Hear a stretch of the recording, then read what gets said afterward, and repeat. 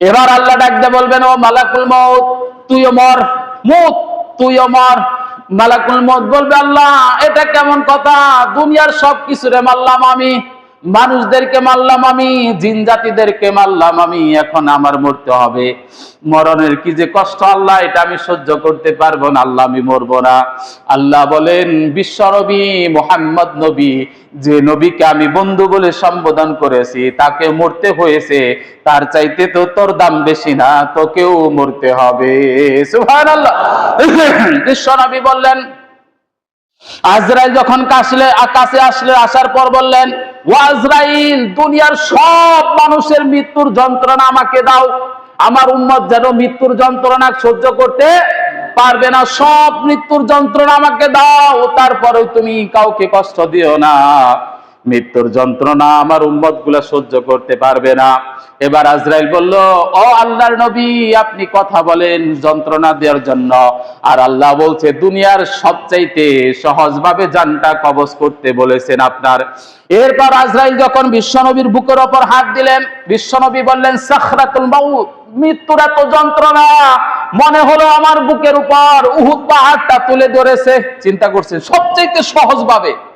এজন্য বিশ্বনবী বললেন, তাজা বকরির গায়ে থেকে চামড়া খসাইলে যেরকম কষ্ট লাগে, পাপীদের আত্মা যখন জিবরাইল আজরাইল যখন বের করবে, তার চাইতেও বেশি কষ্ট লাগবে। আর দিনদার মুমিন মুত্তাকি যখন মারা যাবে, তাদেরকে আজরাইল এসে বলবে, স্মুথলি বের হয়ে আসো, পবিত্র আত্মা ধোয়ার নাই, বুকের ভিতর থেকে রূহটা বের হয়ে আসবে। আসার পর একটা সুন্দর গামছা দিয়ে, রুমাল দিয়ে পেঁচাইয়া, সুগন্ধি ভরা রুমাল দিয়ে পেঁচাইয়া ইল্লিনের দিকে নিয়ে যেতে থাকবে।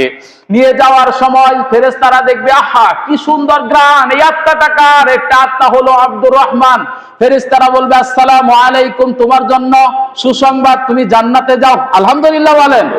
এজন্য বিশ্বনবী বলছেন, মৃত্যুর যে যন্ত্রণা, এটা যদি জীবনে কেউ একবার অনুভব করতো, তাহলে দুনিয়াতে মানুষ থাকতে পারতো না, মৃত্যুর যন্ত্রণায় আগেই সব কাতর হয়ে যেত।